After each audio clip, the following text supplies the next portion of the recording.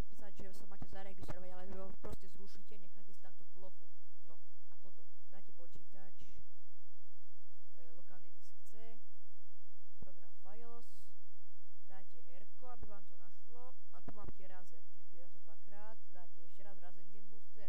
No a teraz to najdôležitejšie, nájdete si tu taký priečinok, tuto niekde, alebo tuto niekde dole, proste tam musí byť napísané, že rzcommon dll.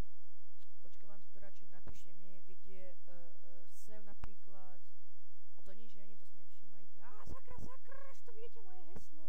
A neviete od čoho je, takže blá. Počkaj, tak si dáme nový textový dokument, takto sa to nejak musí aspoň volať. Nejak takto.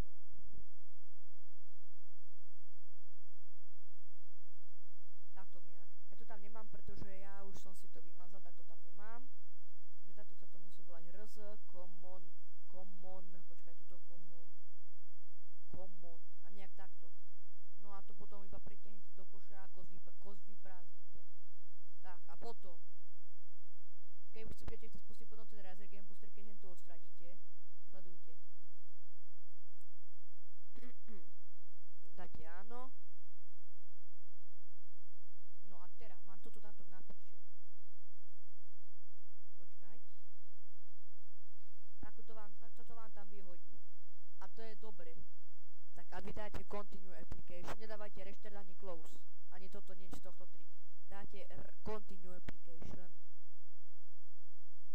A takto vám to vyhodí. Keď vám to ešte raz napíše tú istú tabulku, tak dáte ešte raz Continue Application. A táto aplikácia je veľmi multimediálna, pretože je multifunkčná, cez ňou sa dá natáčať, ako vidíte. Potom dajú sa spúšťať hry všelijaké, no to vám proste zrýchli. To je to hlavné. A keď si ho chcete konfigurovať, tak dáte configure, neviem, jak sa to číta, na toto si proste to, čo nepotrebujete, si na to zaškrtnete. A dáte apply. A to vám potom tú hru o viac